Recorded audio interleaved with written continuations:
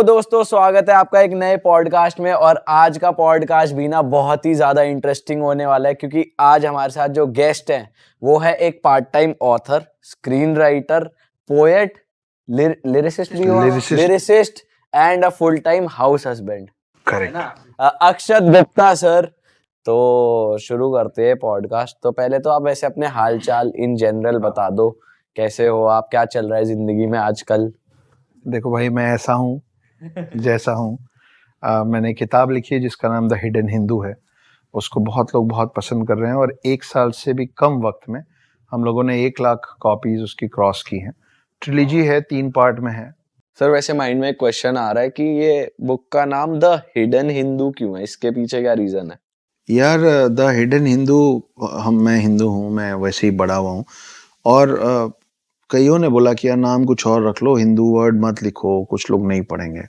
पर उस पे मेरा जो तर्क था ना, उस पे मैंने कविता लिखी थी।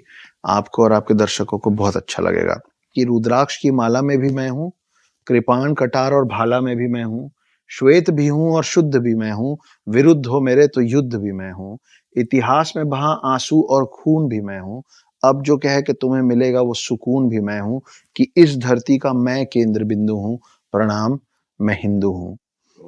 चिता की अग्नि, गंगा का पानी, कब्र की मिट्टी और लोबान भी मैं हूँ, पीर फकीर अली वली सियावर राम का हनुमान भी मैं हूँ, भोला हूँ सरल भी, तुम्हारा मित्र भी मैं हूँ, घोल भी दूं तुमको और घुल भी जाऊं तुम में, कुछ ऐसा चरित्र भी मैं हूँ, इस धरती का मैं केंद्र बिंदु हूँ, प्रणाम मैं हिंदू हूँ।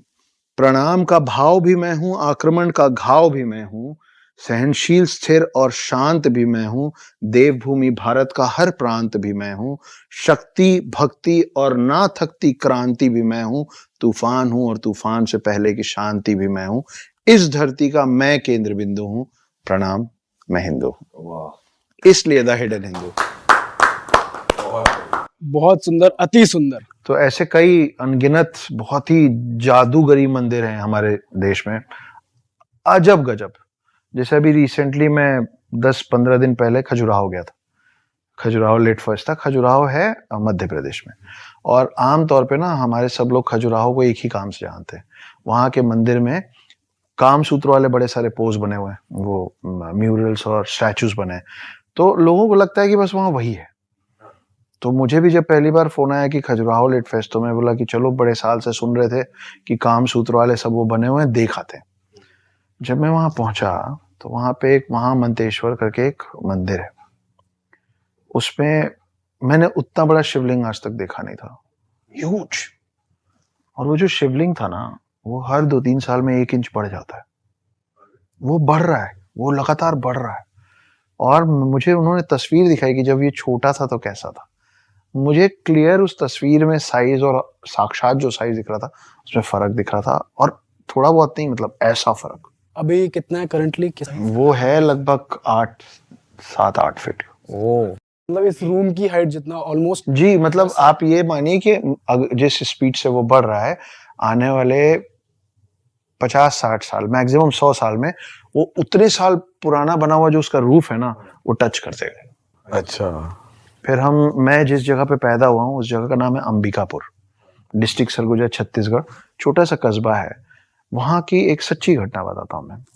एक किसान आदमी था, वो एक दिन सोया और उसको सपने में आया कि हनुमान जी उसको बोल रहे हैं कि मेरे को निकालो यहाँ से, मैं फंसा हुआ। तो किसान आदमी वो अगले दिन कुल्हाड़ी खरीदा। उसको कई बार सपने आए, मतलब रेगुलरली। तो वो कुल्हाड़ी खरीदा। उसको एग्जैक्टली मालूम था क्योंकि वो हर दिन सपने में उसको उस रास्ते से ले जाया जा रहा था। वो पहुंचा और उसने एक पेड़ को एग्जैक्ट एक पॉइंट से काटना चालू किया। तो सब लोग आए पीछे, बोले क्यों, क्या कर रहे हो, पेड़ क्यों काट रहे हो? तो बोला वो इसमें हनुमान जी फंसे हुए। तो बोले यार पागल हो गया, डिस्टर्ब हो गया। जैसे मांझी के लिए बोलते थे ना, मैं पूरा पहाड़ काट दूंगा। हाँ। तो सब बोलना है पागल हो गए। उसने काटा, फिर संभाल के साइड से काटा। उसके अंदर सही में हनुमान जी की एक मूर्ति निकली है।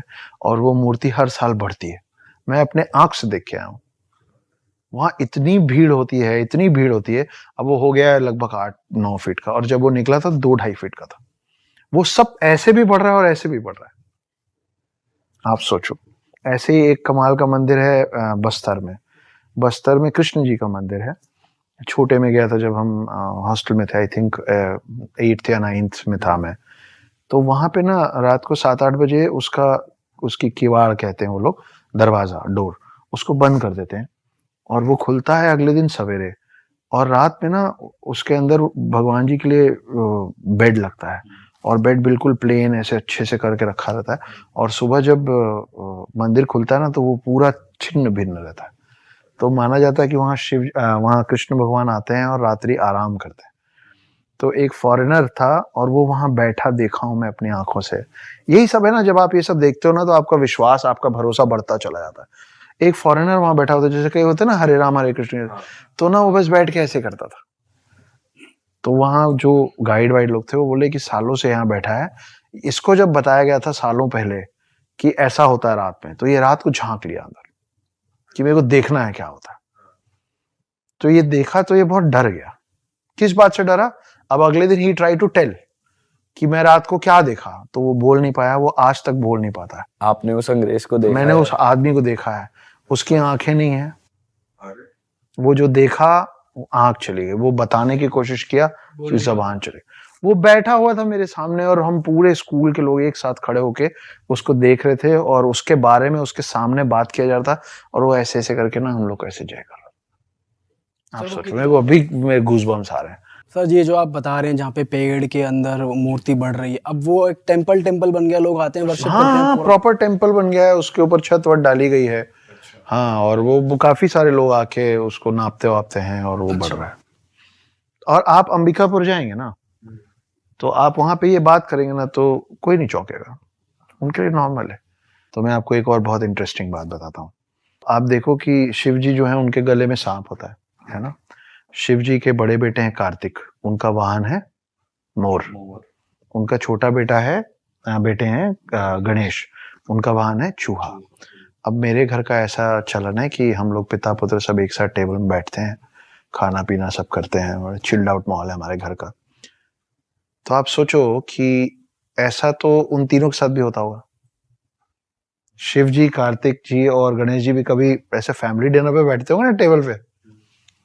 तो जब ये लोग टेबल पे बैठते होंगे तो इनके जो ये सब चंगू मंगू हैं, मोर है, चूहा है, सांप है, ये लोग पार्किंग स्पेस टेबल के नीचे घूमते रहते होंगे क्योंकि ये तो फैमिली डिनर पे है।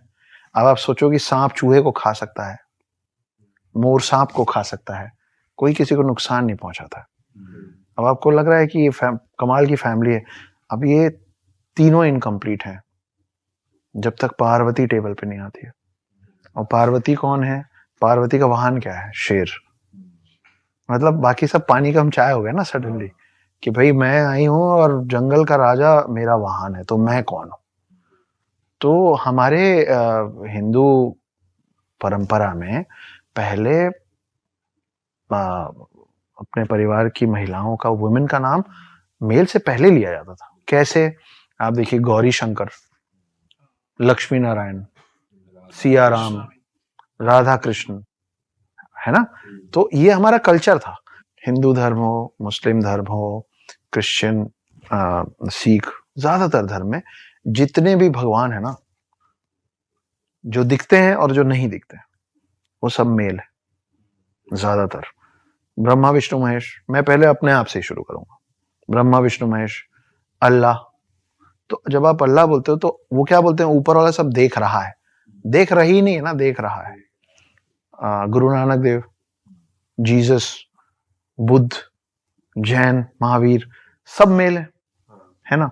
हम लोग ये भूल गए हैं कि इनमें से कोई भी भगवान इस पृथ्वी के अंदर बिना एक महिला के परमिशन के नहीं आ सकता। पर प्रॉब्लम ये है ना कि आपको एक राज्य के अंदर, एक स्टेट के अंदर, एक प्रोविंस के अंदर घुसने के लिए दो लोग अलाउ कर सकते हैं। एक वहां का राजा या रानी और दूसरा दरबान। करेक्ट। हमने the queen of the world को the watchman of the world से दिमाग में एक्सचेंज कर रखा है। वो रूल करती हैं इस वर्ल्ड को, वो डिसाइड करती हैं कि कौन सा भगवान अंदर आएगा, लेकिन हमने उनको अपने पैर के नीचे दबा रखा है, उनको बना दिया है गेट कीपर। तो मैं जहां से आता हूं वहां देवी की पूजा देवों से पहले होती है। सर ये मैंने भी सुना है कि वैसे कि दुनिया को बताया जाता है ब्रह्मा विष्णु महेश तीनों दुनिया चला रहे हैं, बट वो एक्चुअली देवी के बेटे हैं। तो सबसे ऊपर देवी आती हैं, फिर ये तीनों आते हैं। एक स्क्रिप्चर में ऐसा भी लिखा है, देखिए जब आप विष्णु पुराण पढ़ेंगे ना तो आपको पता चलेगा कि विष्णु पहले आए थे और वो शिव और ब्रह्मा को लाए थे। फिर जब आप शिव पुराण पढ़ेंगे तो आपको पता चलेगा कि शिव पहले आए थे और फिर वो ब्रह्मा और विष्णु को लाए थे, है ना। तो अनंत अनादि जो कहते हैं वो ज्यादातर लोग शिव के लिए कहते हैं, क्योंकि शिव पुराण ज्यादा मान्यता वाला है, शिव को मानने वाले शिव के भक्त ज्यादा है, इसलिए वो ज्यादा चलन में है कि शिव पहले आए थे। मगर असलियत ये भी है, देखिए एक राक्षस था जिसका नाम था महिषासुर, है ना, आपने सुना होगा। अब महिषासुर को ना कोई नहीं मार पा रहा था, तो शक्ति ने दुर्गा का रूप लिया। और आप देखिए कि कोई भी भगवान, ये जो स्पेशली जो 3 भगवान है, ये आप ब्रह्मा को कभी त्रिशूल और तलवार, त्रिशूल और चक्र लिए नहीं देखेंगे। आप विष्णु को मोस्ट ऑफ द टाइम सिर्फ चक्र लिए देखेंगे, त्रिशूल लिए नहीं देखेंगे। आप शिव जी को कभी भी चक्र के साथ नहीं देखेंगे, त्रिशूल के साथ देखेंगे। इसका ये भी कारण है कि ये तीनों जो मेल फॉर्म्स हैं, ये तीनों का जो मेन पावर है, एक बॉडी कंटेन नहीं कर सकता। फैंटास्टिक फोर देखें ना आप, फर्स्ट पार्ट, उसमें क्या होता है, चारों एक में घुस जाते हैं, फर्स्ट सेकंड पार्ट, चारों एक में घुस के फिर विलेन से लड़ते हैं ना। ऐसा ये गॉड्स नहीं कर पाते। लेकिन जब शक्ति दुर्गा का रूप लेके आई तो उन्होंने शिव जी से त्रिशूल ले लिया, विष्णु जी से चक्र ले लिया और ब्रह्मा जी से वो कमंडल लिया। कमंडल के अंदर माना जाता है cosmic energy of the world है, यूनिवर्स है ना। तो ये तीनों को कोई भी मेल बॉडी कंटेन नहीं कर पा रहा था, ये आई और इन्होंने सब कुछ कंटेन कर लिया महिषासुर को मारने के लिए। तो अब आप उसको थोड़ा साइंस में ले जाते हैं, इलेक्ट्रॉन प्रोटॉन और न्यूट्रॉन मिलके एटम बनाता है, ठीक है। क्रिएटर डिस्ट्रॉयर प्रिजर्वर मिलके सृष्टि, पृथ्वी, ठीक है। और ब्रह्मा विष्णु महेश मिलके बनाते हैं शक्ति। तो पृथ्वी और धरती जो लोग बनाते हैं, वो पृथ्वी और धरती कुछ और नहीं है, सृष्टि कुछ और नहीं है, शक्ति है। इसलिए हम धरती माँ कहते हैं। और सर जैसे आपने बताया शिव जी के गले में हमेशा सांप रहा जाता है, तो वैसे हमने देखा है कि सांप का एक हमारे हिंदू माइथोलॉजी में या हिंदू कल्चर में एक रहा है इम्पोर्टेंस, की कई लोग सांप को दूध भी पिलाते हैं। कहा जाता है कि सांप को कभी मारना नहीं चाहिए। शेषनाग के बारे में भी हमने सुना है। सांप से रिलेटेड बहुत सारी वो है कि हमने कुछ वैसे भी सोचा है कि वो अपनी तस्वीर वो कर लेता है, वो तुम्हारे पीछे आएगा। तो सर सांप बड़ा एक इंटरेस्टिंग टॉपिक है, इस पे कुछ बताओ आप क्या जानते हो। साथ ही साथ थोड़ा उस बारे में भी जो इच्छाधारी नाग होते हैं, ये तो हमने पिक्चर में ही सुना है, देखा है कि वो जनरेशन बाय जनरेशन और अगले जन्म में मतलब वो लोग जिंदा रहते हैं, वो लोग वो अमर हैं। तो उस बारे में थोड़ा ओके, मैं इसको शुरू यहाँ से करता हूँ कि आपका पहला सवाल क्या था? सांप इन जनरल। तो आपको मैं फिर Bharat, this is incredible India. Bharat में एक गांव है, उसका नाम है शेतपाल। शेतपाल उस गांव का नाम है। उस गांव में जितने घर है ना, वो जब हर घर में उन्होंने एक बिल बना रखा है और हर घर में एक सांप रहता है। उनके बीच में सांप की इतनी मान्यता है कि आज भी उनके घर में जब कोई नया घर बनता है ना, तो उसमें उसके लिए जगह, उसके लिए एक बिल बनाया जाता है। आज तक उस गांव में किसी सांप ने किसी इंसान को और किसी इंसान ने किसी सांप को नुकसान नहीं पहुंचाया। They have learned and they have lived to coexist. वो एक साथ रहते हैं और आप इसको गूगल कर लेना। शेतपाल है महाराष्ट्र में। ऑलराइट, आई थिंक हाँ महाराष्ट्र में है। और मैं वहां गया हूँ। छोटे आपने देखा है? मैंने घर देखे और हर घर में, एंड व्हेन आई से हर घर, वो बोलने वाला नहीं, लिटरली हर घर में। मतलब जैसे हम लोग घर बनाते हैं ना, तो हम ईशान को छोड़ के रखते हैं क्योंकि हमको वहां मंदिर बनाना होता है। इस गांव के हर घर में एक बिल बनाया जाता है एक सांप के लिए। जब खाना बनता है तो सांप के लिए, जैसे आप एक डॉग पालते हैं तो you take care of that dog ना, कि भाई दूध रोज देना है, तो सांप का ख्याल रखा जाता है। तो वैसी कुछ कहानी है कि भाई हमारे साइड में ऐसा है और उसकी मान्यता भी वहीं से आती है, क्योंकि नाग एक ऐसी चीज है, नाग एक ऐसा जानवर है जो शिव जी के गले में है और विष्णु जी के साथ हमेशा रहता है। तो जब विष्णु जी जब राम बने थे, तो लक्ष्मण जो थे वो शेषनाग थे। जब विष्णु जी कृष्ण बने थे, अच्छा तो ये बड़ी इंटरेस्टिंग सी बात है कि पहले रामायण हुआ, त्रेता युग में रामायण काल आया, तो विष्णु जी राम बने और शेषनाग बने लक्ष्मण। तो जब पूरा रामायण खत्म हुआ तो वापस गए तो शेषनाग बड़े नाराज थे, बोले आप बड़े भाई बन गए, मेरी कुछ चलने नहीं दिए, सब आपके मन की हुई, सब ये एंड के बाद एट द एंड, मतलब वापस जाने के बाद रामायण काल खत्म हो गया, राम और लक्ष्मण वापस अपने असल अवतार में विष्णु और शेषनाग के रूप में आ गए। तो वो शिकायत किए विष्णु जी को कि बहुत गलत है, आप बड़े भाई बन के वहां चला रहे हैं अपनी, मेरी कोई सुन ही नहीं रहा है। तो मुस्कुराए विष्णु जी, बोले कि कोई बात नहीं, अगली बार चलेंगे ना तो आप बड़े भाई बन जाना।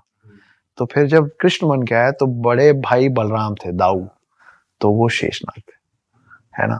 तो ये दोनों में, शिव में और हालांकि ये दोनों नाग अलग अलग हैं, शिव जी के जो गले में हो वासुकी हैं और विष्णु जी जिस पे विराजमान होते हैं, लेटते हैं, वो शेषनाग है।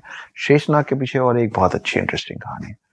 तो शेषनाग जब सागर मंथन हुआ था तो वो जो पहाड़ को उल्टा किए थे उसके नीचे तो विष्णु जी खुद लगे थे वो टर्टल के शेप में, कछुए के शेप में, और जो उसका मंथन करना था ना, सागर मंथन, तो एक तरफ सारे दानव पकड़े हुए थे, दूसरी तरफ सारे देव पकड़े हुए थे। तो पकड़े क्या हुए थे, रस्सी नहीं थी, वो शेषनाग को पकड़े थे, वो शेषनाग को घुमा रहे थे।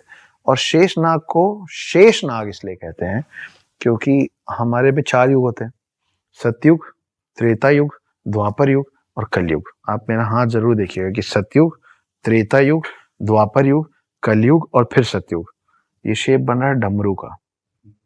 और जब आप इसको बार बार चलाते जाएंगे ना तो ये शेप बन जाएगा इन्फिनिटी का, है ना।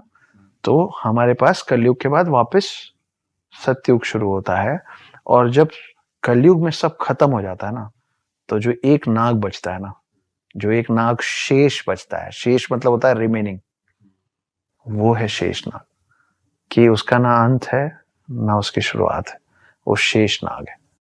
तो सर ऐसा हो सकता है कि ये कलयुग दोबारा आया हो कभी पहले, मतलब कलयुग जैसे अभी चल रहा है, मतलब ये कौन सी तो साइकिल, ये कौन सी किसी और साइकिल का हो। तो इस पे मैं आपको एक और इंटरेस्टिंग बात सुना। तो ये जो 4 काल हैं, हाँ, देखिए वेस्टर्न कल्चर जो है ना, उसमें वो लोग मानते हैं कि टाइम लीनियर होता है। वेस्टर्न कल्चर में माना जाता है कि टाइम लीनियर होता है, हमारे में कहते हैं कि काल चक्र होता है। आप डिफरेंस ऑफ बिलीफ देख रहे हैं कि उनके लिए टाइम ऐसे चलता है और हमारे लिए टाइम ऐसे चलता है। हमारे लिए टाइम साइक्लिक है, जो मैंने अभी आपको बताया कि कलयुग के बाद फिर सतयुग आएगा तो फिर से चालू होगा, है ना। आपके कमरे में लगी घड़ी, आपके हाथ में पहनी घड़ी गोल होती है, मतलब टाइम साइक्लिक होता है, टाइम बार बार घूम के आता है। तो मैंने 2 लाइनें लिखी थी कि जहां से चले थे फिर वहीं आकर ठहरे हैं, एक उम्र लग गई समझते कि दुनिया गोल है, तो समय गोल है, पहली बात। दूसरी, तो एक बार ऐसा हुआ था कि कृष्ण जी के पास, इस युग खंड में बात कर रहा हूं मैं, ठीक है, इसके बाहर क्या हुआ, मल्टीवर्स है ये, है ना। तो कृष्ण जी के द्वारपाल दौड़ते हुए आए द्वारका में, तो उनका दरबान, वॉचमैन, वो दौड़ते हुए अंदर आया कृष्ण जी के पास और बोले वो ब्रह्मा जी आए आपसे मिलने। तो कृष्ण जी बोले अच्छा, उनसे पूछ क्या होगी कौन वाले ब्रह्मा जी हैं वो। तो दरबान कंफ्यूज्ड, दरबान बोले ठीक है भाई, आप बोल रहे हैं, पूछ लूंगा। वापस चले गए, बोले वो कृष्ण जी पूछ रहे हैं आप कौन वाले ब्रह्मा हो। तो ब्रह्मा जी भड़क गए, बोले कौन वाले ब्रह्मा, मतलब क्या, एक ही होता ब्रह्मा। तो फिर वो पैर पटकते हुए हटो यहाँ से और करके कृष्ण जी के पास आए। तो कृष्ण जी से पूछे कि आपने ऐसा क्यों बोला कि कितने वो होते हैं, मैं कौन सा हूं। तो फिर कृष्ण जी ने असली चीज उनको दिखाई। तो जब कृष्ण जी ने उनको सारे रेल्म्स खोल दिए ना, तो ब्रह्मा जी ने देखा कि बहुत सारे लोग स्वान पे बैठ बैठ के उड़ रहे हैं, 4 सिर वाले। तो बहुत सारे ब्रह्मा थे और सब आके फिर नतमस्तक हुए कृष्ण जी के, क्योंकि कृष्ण तो विष्णु अवतार है। तो ब्रह्मा जी को समझ में आया कि oh shit, I am not the only one, we have more. और ऐसी दूसरी बड़ी इंटरेस्टिंग कहानी रामायण से जुड़ी आती है। तो आपका जो सवाल है ना कि टाइम साइक्लिक है और हम कहाँ हैं, हम मतलब कितनी बार ये कौन सी साइकिल है, साइकिल है, तो ये तो हनुमान जी को भी नहीं पता है, तो हमको तो पता ही नहीं हो सकता कैसे। तो क्या है, हनुमान राम के बहुत बड़े भक्त है ना, वो मतलब वो उनके बिना जीना ही नहीं चाहते। लेकिन जब रामायण खत्म होता है तो राम को तो वापस जाना है विष्णु अवतार में, लेकिन हनुमान जो है वो 7 इमॉर्टल, 7 चिरंजीवी में से एक है, तो उनको तो युग में यहीं रुकना है इसी पृथ्वी में। अब ये तो नियति है कि राम को जाना ये भी नियति है और हनुमान को रुकना ये भी नियति है, लेकिन हनुमान इतने बलशाली हैं कि उनको समझाए कौन। वो तो राम के लिए राम से भी लड़ने को तैयार हैं, है ना। तो राम क्या करते हैं कि, तो ऐसा इस बार भी हुआ कि त्रेता युग में राम को वापस लौटना था। हनुमान बोले हो ही नहीं सकता प्रभु, या आप यहाँ रहेंगे या मैं आपके साथ चलूंगा, मैं आपकी सेवा करूंगा। तो उन्होंने जमीन पे एक छोटा सा क्रैक बनाया जब हनुमान नहीं देख रहे थे, तो राम ने, और उन्होंने अपनी एक अंगूठी उतारी और उसके अंदर गिरा दी। और राम जी ने बोला कि उप्स, हनुमान मेरी अंगूठी गिर गई, प्लीज ले आइए। हनुमान सूक्ष्म रूप में उस क्रैक के अंदर घुस गए। अब वो जाते गए वो पाताल लोक में पहुंच गए। पाताल लोक में उनको शेषनाग मिले। तो शेषनाग बोले यहाँ क्या कर रहे हैं आप महाराज? तो बोले वो मेरे राम की अंगूठी गिर गई, ढूंढ रहा हूँ, मिल ही नहीं रही है। तो शेषनाग मुस्कुराने लग गए। तो हनुमान जी ने बोला कि आप क्यों हंस रहे? बोले आप फिर बुद्धू बन गए इसलिए। बोले मतलब? बोले वो देखिए, जब वो पलटे ना तो वहां अंगूठियों का पहाड़ बना हुआ था। तो हर बार त्रेता युग में राम ऐसे ही बुद्धू बना के हनुमान को छोड़ जाते। देखिए जो 7 चिरंजीवी हैं, कईयों को उनका नाम भी नहीं पता, इसलिए मैं बता देता हूं।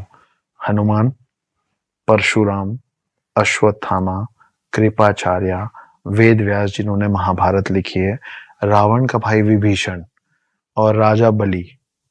बाली सुग्रीव वाला बलि नहीं, राजा बलि सतयुग से आता है, उसकी अपनी कहानी, जिसके चक्कर में विष्णु जी ने वामन अवतार लिया था।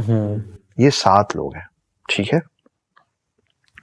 तो ये सातों चिरंजीवी हैं, इमॉर्टल्स हैं, है ना। ये जब जब आए तब से अभी। और ये सातों कहाँ अभी मतलब पाताल वो अर्थ पे ही हैं।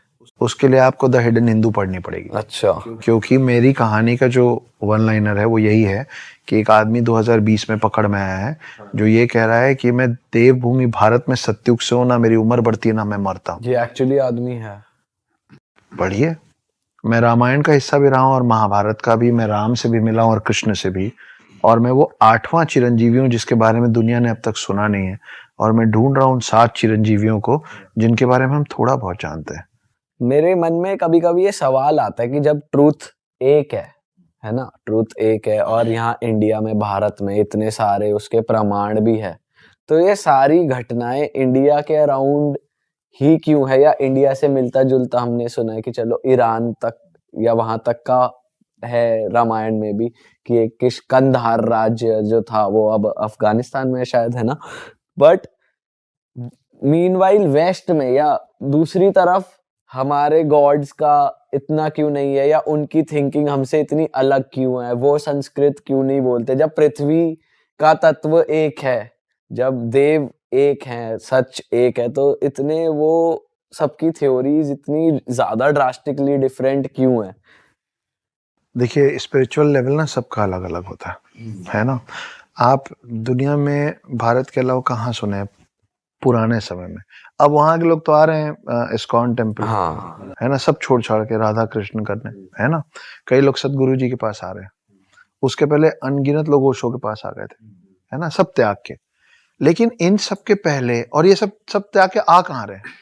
भारत ही आ रहे हैं। हाँ। आप इसके अलावा कहाँ सुने हो कि सब त्याग के चले गए? क्रिश्चियनिटी में ऐसे सब त्याग के जाने वाला सीन ही नहीं है। फादर्स हैं वो भी शादी करते हैं, है ना, नन्स हैं एट टाइम्स, वो भी उनका जब मन करता है वो छोड़ सकते हैं। हाँ। आपको अभी मैंने सुधांशु त्रिवेदी एक पॉलिटिशियन है, मैं उनका एक इंटरव्यू देख रहा था, उन्होंने एक इतनी मार्मिक बात बोली कि वो रच बस गई मेरे अंदर। हम ही ने शून्य क्यों बनाया? मैं आप ही के सवाल का जवाब दे रहा हूं। क्योंकि अनंत काल का जो रास्ता है ना, इन्फिनिटी का जो रास्ता है, आप लोग मैथमेटिक्स पढ़े होंगे, infinity, you can not calculate infinity, right? पर इन्फिनिटी का रास्ता कहां से होके जाता है? शून्य से होके जाता है। इन्फिनिटी क्या है स्पिरिचुअल लेवल में? आध्यात्म, the highest level of spirituality is infinity. तो जो भी इंसान ऋषि मुनि बनने निकलता है ना दोस्त, वो 5 चीजें एक एक करके छोड़ता है। हमारे हिंदूज में क्या क्या, सबसे पहले वो घर छोड़ता है, फिर वो कपड़े छोड़ता है, फिर वो खाना छोड़ देता है, फिर वो अपने आप को स्पिरिचुअली इतना हाई कर देता है कि उसका जब मन करेगा वो सांस लेगा, जब मन करेगा नहीं लेगा, मतलब जब चाहेगा प्राण अपने निकाल लेगा और जब चाहेगा प्राण। एस्ट्रल फॉर्म जिसको बोलते हैं ना, कि आपका बॉडी यही है और आप निकल गए ब्रह्मांड की सैर करने, तो वो 4th है। और आखिरी जो है ना, वो है कि वो अपना देह त्याग देता है। आई वॉन्ट नथिंग, है ना, कि मेरे को अपना शरीर भी नहीं चाहिए। यही 5 चीज है ना। तो जब आप इन्फिनिटी के खोज में जाते हो ना, तो आपको शून्य से होके जाना पड़ता है। और ये सब जो समझ है ना, ये सबसे पहले अध्यात्म की वजह से हमारे पास आई थी, इसकी समझ। और हम, बड़ा आसान है बोलना land of snakes Indians, no, हम एक लौती ऐसी कौम है जिनके ग्रंथों में मैथमेटिक्स है, हमारे स्पिरिचुअल और हमारे गाइडिंग बुक्स में मैथमेटिक्स है, फिजिक्स है, साइंस है। आप बता दीजिए मेरे को दुनिया में कोई और ग्रंथ या कोई और रिलीजन जिसपे, ये तो हमेशा एंटी साइंस रहे हैं सब, हम हमेशा प्रो साइंस रहे हैं। We are the first plastic surgeon of the world. Sushruta नाम का आदमी पहला प्लास्टिक सर्जन है इस दुनिया का। 27 वॉल्यूम में किताबें लिखी, वो पर्शियन लैंग्वेज में कन्वर्ट हुई, अरेबिक कंट्रीज पहुंची, वहां से इंग्लिश लैंग्वेज में कन्वर्ट हुई, यूके और यूएस पहुंची, और वहां से हमारे पास वापस आई प्लास्टिक सर्जरी बन के। और अब हम इस स्थिति में चले गए हैं कि हमको शल्य चिकित्सा बोलना नहीं आता, हमको सिर्फ प्लास्टिक सर्जरी बोलना आता है। और हम पहले प्लास्टिक सर्जन है। आज भी पूरे भारत में आप बड़े हॉस्पिटल्स में जाएंगे ना, तो एक ऐसी मूर्ति बैठी रहती है ऋषि की, है ना, और वो दिखते ब्रह्मा जैसे, सिंगल हेडेड, वो है Dhanvantari. Dhanvantari happens to be the first doctor of the world. और आज भी सारे डॉक्टर्स जो ओथ लेते हैं ना डॉक्टर बनने के बाद, वो धन्वंतरी का ओथ लेते हैं, लोगों की जान बचाने का। धन्वंतरी कौन थे? आप सोचिए कितनी अजीब बात है कि हम लोगों को ये नहीं मालूम है कि हर साल बचपन से हम दिवाली के एक रोज पहले धनतेरस मनाते हैं फॉर गुड हेल्थ। उस दिन हम धन्वंतरी की पूजा करते हैं। धन्वंतरी वो शख्स थे जो, हम फिर सागर मंथन पे पहुंच गए, शेषनाग सागर मंथन। उसमें जो व्यक्ति हाथ में अमृत कलश लेके निकला था, वो था Dhanvantari. He was a demigod, आधा इंसान और आधा भगवान, है ना। तो हम पहले डॉक्टर हैं, हम पहले प्लास्टिक सर्जन हैं, तो ये सब हम ही क्यों बन जाते हैं सब चीजें? सर वही मेरा क्वेश्चन है कि क्यों अगर एक तरफ दुनिया में, मतलब अगर आप वैसे देखो, एक तरफ दुनिया के बनाने वाले यहाँ हैं, हम ब्लेस्ड है कि हम इंडिया जैसी कंट्री में पैदा हुए, बट उसी पृथ्वी पर ही अलग अलग इतनी थ्योरीज क्यों है? मतलब क्यों, समझ रहे हो आप, लैंग्वेज इतनी अलग क्यों है?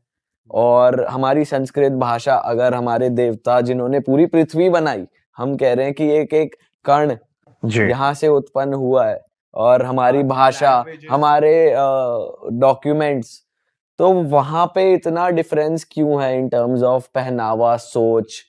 वहां के देवता, यहाँ के देवता सेम, मतलब एक यूनिवर्सल, सब लोग एक ही चीज क्यों नहीं मानते? क्या ये भी भगवान की ही वो है, लीला कह लो? नहीं, मैं इस सवाल के लिए मैं तैयार नहीं था। मतलब आप क्या क्या याद रखेंगे, इसलिए मुझे ये याद नहीं है कि ये बात किसने कही है। पर एक साइंटिस्ट है जिनकी डेथ हो गई है, उन्होंने, he was trying to send some frequencies out of the world, कि अगर कहीं पे भी कोई जीवन है तो उनको ये फ्रीक्वेंसी कभी ना कभी तो मिलेगा, क्योंकि sound never dies, sound is an energy which keeps on travelling. तो उन्होंने बहुत ज्यादा रिसर्च करके जिस लैंग्वेज में उस मैसेज को भेजा है ना, और ये फिर डॉक्यूमेंटेड है, मैं हवा में बात नहीं कर रहा हूँ, और वो है जर्मनी का, वो साइंटिस्ट जर्मनी का है। उसने चूज किया संस्कृत। उसने बोला ये वो लैंग्वेज है जो सबसे क्लीन है और सबसे ज्यादा चांसेस हैं कि पूरे, मतलब कहीं भी इस लैंग्वेज को कोई समझ पाए, इसकी सबसे ज्यादा चांसेस। तो उसने जो भी भेजा उसने संस्कृत में भेजा, है ना। तो आज की डेट में हम संस्कृत नहीं पढ़ते हैं, हमको नहीं आता है, पर आप जाइए आज की डेट में यूएस और यूके के बड़े बड़े यूनिवर्सिटीज में संस्कृत को सब्जेक्ट बना के मैंडेटरी कर दिया गया है, मैंडेटरी कर दिया गया है। जैसे आपको हिंदी पढ़ना ही है ना, और आपको इंग्लिश तो पढ़ना ही है, वैसे वहाँ पे यूनिवर्सिटीज हैं जहाँ संस्कृत पढ़ाया जा रहा है, वहाँ संस्कृत स्कॉलर्स हैं जो आपसे और मुझसे बेहतर संस्कृत जानते हैं, समझते हैं और बोलते हैं। तो अगर वो भाई हम अंग्रेजी सीख रहे हैं, क्यों? क्योंकि हमको लगा कि अंग्रेजी बेहतर है। हम हमेशा समय से पीछे चलते हैं, इसीलिए 1000 साल बाद कोई और बोल गया कि ग्रेविटी, लॉ ऑफ ग्रेविटी मैंने बनाया। अगर इतना सही है बाकी लैंग्वेज, तो फिर वो संस्कृत क्यों सीख रहे? फिर तो उनको इंग्लिश में रहना चाहिए ना। और अभी एक रील चल रहा था बड़ा मस्त, मैंने भी देखा कि English is a funny language, I dance, he dance, नहीं I dance, you dance, he dances, how much more is it dancing, है ना। तो ये मजाक है, लेकिन हमारे हिंदी में ऐसी गलतियां नहीं है। आप, मैं, तू, तुम, कैसे हैं, कैसी हैं, सब अलग अलग। सही बात है। अच्छा सर, एक बहुत ही इंटरेस्टिंग टॉपिक है यूथ के लिए, भूत प्रेत आत्मा, इसके बारे में साथ ही साथ एक इसके बारे में आपकी नॉलेज तो हम जानेंगे, साथ ही साथ हमें ये भी जानना है कि हनुमान जी शिव जी के ही अवतार है, और शिव जी को भूत प्रेत भी पूजते हैं, वो प्रिय हैं, पर हनुमान जी से भूत प्रेत डरते हैं। हाँ, जब भी भूतों की बात आती है तो हनुमान जी ही आगे आते हैं कि उनके अगेंस्ट वो ही वर्क करेंगे, कोई तो और। हम लोगों के बचपन से हमको बोला गया जब डर लगे तो हनुमान चालीसा तकिए के नीचे रख लो। तो ऐसा क्यों है, मतलब ये क्या कनेक्शन है? तो दो पार्ट में क्वेश्चन है, तो मैं चाहूंगा कि एक तो हिंदू कल्चर और इनके अकॉर्डिंग भूत प्रेतों का क्या सुना है आपने, कुछ इंटरेस्टिंग स्टोरी आपके पास अगर हो या एक्सपीरियंस हो वो, और फिर ये। तो पहले मैं अपना एक्सपीरियंस बता देता हूँ। हाँ, अभी जहाँ मैं मुंबई के घर में रहता हूँ, मेरा घर 34th फ्लोर पे है, बोथ साइड सी व्यू, शांत, बहुत खूबसूरत सा घर। तो मैं एक दिन सोया हुआ था, रात में 3 बजे के लगभग मेरी नींद खुली। तो मैं मेरे कमरे में घड़ा रखता हूँ, घड़े में पानी पीता हूँ, तो घड़ा खाली था। रात को भरना भूल गए, ठीक है, खाली था। और वो कीचेन नहीं होता घंटी वाला, सिंगल घंटी, टिंग टिंग, जो गाय के उसमें छोटा वाला, तो वैसा एक घंटी लटका हुआ था और खिड़कियां खुली थी, तो हवा, हॉल में हवा चल रही थी, बहुत अच्छी हवा चल रही थी। तो मैं अपना ग्लास लेके कमरे से निकला, किचन में गया, किचन में एक और बड़ा घड़ा रखा था, उसमें से पानी भरा, वापस आ रहा था। तो अब 34th फ्लोर पे, आप सोचो व्यू कितना अच्छा, तो बहुत अच्छा दिख रहा था। तो मैं एक अपनी खिड़की पे खड़े होके 2-4 घूंट पिया, फिर मैं कमरे की तरफ गया हूँ। तो जब मैं दरवाजा खुला ना, तो मैं वहां सोया हुआ था, और तब मैं उठा, और मैं इतना कंफ्यूज था कि वो जो सोया हुआ हूँ मैं, मतलब मैं जब उठा ना, तो मैं दरवाजे की तरफ देख रहा था कि वो मेरे को देख रहा था, तो वो मैं हूँ कि मैं हूँ। ओ भाई, मैं सवेरे तक सो नहीं पाया। तो फिर आप असली में कहाँ थे जब आप सुबह तक सो नहीं, जब वो दरवाजा खोल के मैं गया ना, तो जब मैं देखा कि मैं तो सोया हुआ हूँ, तब एक्चुअली डर से मेरी नींद खुली। अच्छा, तो दरवाजे पे कोई नहीं। सर हम ज्वाला जी के बारे में बात कर सकते हैं, क्योंकि मैं वो जहाँ पे कभी वो आग आ जाती है, मैं आई हैव बीन देयर, जब मैं छोटा था मैं उधर गया था, तो वहां पे मैंने खुद एक्सपीरियंस किया कि कॉर्नर्स में से फ्लेम्स आ रहे हैं, हाँ, ठीक है, और तुम अगर उनको टच कर दो तुम्हें कुछ नहीं होता। मैं ज्यादा जानकारी नहीं रखता हूँ दोस्त, अच्छा, मैं गलत क्यों बोलूं। अच्छा। लेकिन पता है पूरे कंट्री में ना बहुत सारे ऐसे स्पिरिचुअल सेंटर्स हैं। जब मैं स्पिरिचुअल सेंटर्स बोल रहा हूँ तो मैं आध्यात्म की बात नहीं कर रहा हूँ। जैसे मैं आपको अभी रिसेंट 5-6 महीने पहले की बात बताता हूँ। मैं पहली बार लेह लद्दाख गया। तो लेह लद्दाख में दूसरे दिन वो लोग हमको बोले कि पत्थर साहब गुरुद्वारा है। मैं गया, सब देखा, फिर वहां पे एक बहुत बड़ा सा पत्थर रखा हुआ, जमीन से आप 5-6 फुट, 5 साढ़े 5, और उसमें ना अजीब सा कुछ शेप बना हुआ था उसके अंदर, ऐसा जैसे बीच से कुछ धंस गया हो टाइप। मुझे नहीं मालूम कि उसकी हिस्ट्री क्या है, वो तो मैंने बाद में पढ़ी, क्योंकि मेरे को इंटरेस्ट ही नहीं था उस हिस्ट्री में। हाँ। मैं सच कह रहा हूँ, आप लोगों की मुलाकात किसी दिन मेरी समकक्ष से होगी, मेरी वाइफ से होगी, तो आप पूछिएगा। मैं ना दहाड़ मार मार के रोने लग गया वहां। आंसू आंसू मैं रो रहा हूँ, अब भी 6 महीने पहले। आप सोचो, मतलब सफेद दाढ़ी हो रही मेरी है, 40 साल का आदमी खड़े होके रो रहा है, और वहां जितने लोग आना जाना कर रहे थे, ज्यादातर सिख लोग थे और लोग थे, वो मेरे को देख रहे थे और वो सोच रहे होंगे कि कितना दुखी है ये आदमी, कितनी तकलीफ में होगा कि बस रुक ही नहीं पा रहा है। हाँ। मैं अपनी वाइफ को बोला कि बहुत रोना हो रहा है यार। मेरी वाइफ बहुत ज्यादा शांत स्वभाव की है, मतलब आप उसको दुनिया की सबसे अच्छी खबर सुना देंगे ना तो वो मुस्कुराएगी, बोलेगी गुड, और आप सबसे बुरी खबर सुना देंगे ना तो बोलेगी कोई बात नहीं, सब ठीक हो जाएगा। वो ना खुशी में बहुत खुश होती है, ना दुख में बहुत ज्यादा दुखी होती है। तो मैंने बोला मुझे बहुत रोना आ रहा है यार। तो बोली तो रो लो, बस मेरे को उसी की परमिशन चाहिए थी। मैं इतना रोया, और सच बताऊं मेरे को कोई दुख नहीं था उस समय। मैं किसी को याद करके नहीं रो रहा था, मैं किसी पास्ट पे नहीं रो रहा था, मेरे को कोई दुख नहीं था, और मेरा रोना ही नहीं रुका। मैं हाथ जोड़ के खड़ा और मैं रो रहा हूँ। उसके बाद जब मैंने पढ़ा तो उसको पत्थर साहब गुरुद्वारा इसलिए बोलते क्योंकि वो बड़े से पत्थर, एक राक्षस गुरु नानक देव पे पत्थर फेंका था उनको मारने के लिए, और वो पत्थर, और ये मेडिटेशन कर रहे थे वहीं पे, उसी जगह पे जहाँ पत्थर लगा हुआ है। तो कोई कारण होगा ना कि गुरु नानक देव ने वो जगह चुनी थी मेडिटेट करने के लिए। वो एक पॉइंट था, एक मेडिटेशन पॉइंट, एक स्ट्रॉन्ग पॉइंट, जिससे आप व्हाटएवर, मैं नहीं समझता हूँ, वो पॉइंट था। वहां बैठे, फिर एक राक्षस ने बड़ा सा पत्थर फेंका, वो पत्थर आके उनके ऊपर ऐसे टिक गया। राक्षस को लगा मार दिया मैंने। वो हुआ ये था कि जहां जहां से वो पत्थर इनको टच हुआ था ना, वहां वहां से वो मोम जैसे गल गया था। तो वो जो मैं अंदर का शेप बोल रहा हूँ ना, वो इन सब का मानना है कि वो गुरु नानक देव का ये साइड है पूरा। ओके। और ये सब मैंने रोने के बाद पढ़ा, पर मैं वहां खड़े होकर रो रहा था फॉर नो रीजन। तो ऐसे बहुत सारे पॉइंट्स हैं हमारे देश में, बाहर भी होंगे, मुझे नहीं पता।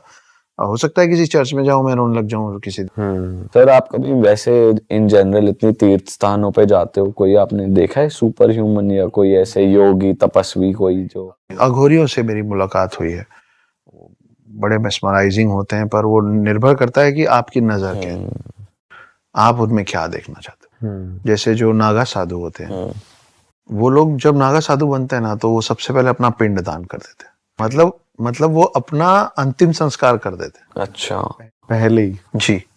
अच्छा। अगर मैं आज की डेट में जाके नागा साधु के क्लैन में बोलूंगा कि मुझे नागा साधु बनना है, तो वो पहले मेरे सारे पूर्वज जो मर चुके हैं उनका मेरे से पिंडदान करवाएंगे, मतलब श्राद्ध करवाएंगे। उसके बाद मेरे जितने जीवित लोग हैं, माता पिता, भाई बहन, पत्नी, बच्चा, चाचा चाची, काका काकी, XYZ, उन सब लोगों का मेरे से अंतिम संस्कार करवाएंगे, और उसके बाद मुझसे मेरा अंतिम संस्कार करवाएंगे। तब मैं बनूंगा नागा साधु। कि सबसे पहले ना आपको सांसारिक मोह माया से परे होना पड़ेगा, ये सबसे हटो, तब बनोगे तुम नागा साधु। तो अगर मैं उस नजरिए से देखता हूं तो मेरे को लगता है कि ऋषि मुनि के तो एकदम पास वही पहुंच गए, क्योंकि यही सब छोड़ के तो मोक्ष की प्राप्ति है।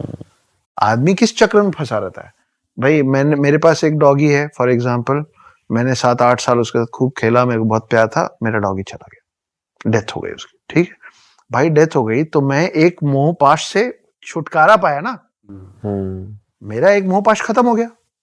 लेकिन मैं क्या करूंगा मालूम है, मैं एक और कुत्ता ले आऊं, मैं फिर उसको ऐसे ऐसे कर। मैं चाहता ही नहीं मोक्ष पाना, मैं चाहता हूँ ये सर्कल्स में मैं फंसा ही रहा हूं।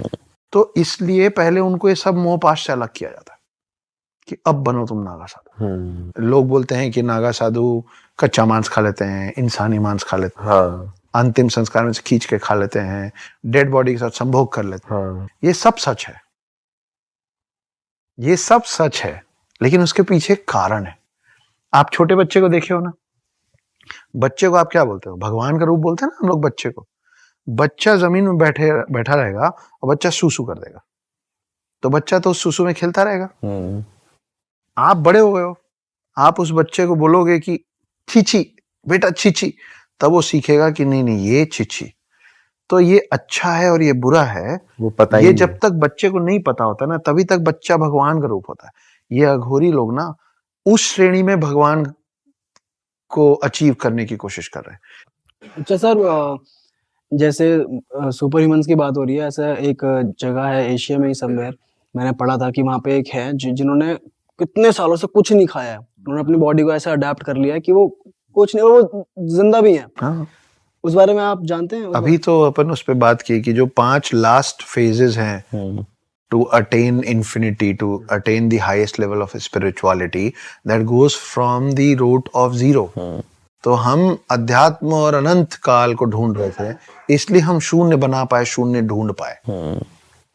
तो वो जो 5 चीजें एक एक करके छोड़ते हैं ना, उसमें ये सेकेंड लास्ट चीज है, खाना। कि जब आप खाना पानी छोड़ देते हो और आप जिंदा रहते हो। साइंस इस बारे में क्या कहती है? साइंस के पास नहीं है आंसर, वो कर चुके हैं, वो जिसकी आप बात कर रहे हैं, हाँ। मैंने भी देखा पड़ा है।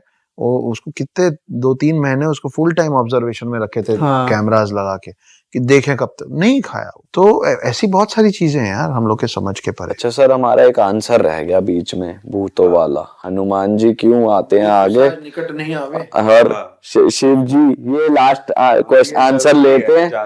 हनुमान जी जो है ना, वो आप राम का नाम लेंगे और हनुमान उनके भक्त हैं, आप हनुमान को बुलाएंगे, वो ऑलरेडी पृथ्वी में फंसे हुए बेचारे, है ना, 7 इमॉर्टल्स में से वो जा नहीं पा रहे कहीं, है ना। उनको जो बुलाता है ना, वो बेचारे जल्दी से आ जाते हैं। गुड फ्रेंड है वो, इसीलिए बाल हनुमान बनता है ना। तो वो उनको बुलाना, उनको मनाना बहुत आसान है, वो गुस्सा जल्दी नहीं होते। सर मजा आ गया आज, बहुत ज्यादा हैरान कर देने वाली बातें थी, मजा आ गया, इतना इंटरेस्टिंग टॉपिक है। तो दोस्तों खत्म करते हैं इस पॉडकास्ट को। उम्मीद है आपको बहुत ज्यादा मजा आया होगा, हमें तो बहुत कुछ आज सीखने को मिला है। और अक्षत सर, आपका यूट्यूब चैनल है? हाँ, पर कुछ खास नहीं, मैं उस पर ज्यादा ध्यान नहीं दे पाता हूँ। हाँ, आप मुझसे जितने भी दर्शक चाहें वो मेरे इंस्टाग्राम हैंडल पे जुड़ सकते सर हैं। के इंस्टाग्राम का लिंक डिस्क्रिप्शन में है, जाके फॉलो कर लीजिए। और सर की लिखी मूवीज आपको बहुत ही जल्द सिनेमा घरों में दिखेंगी।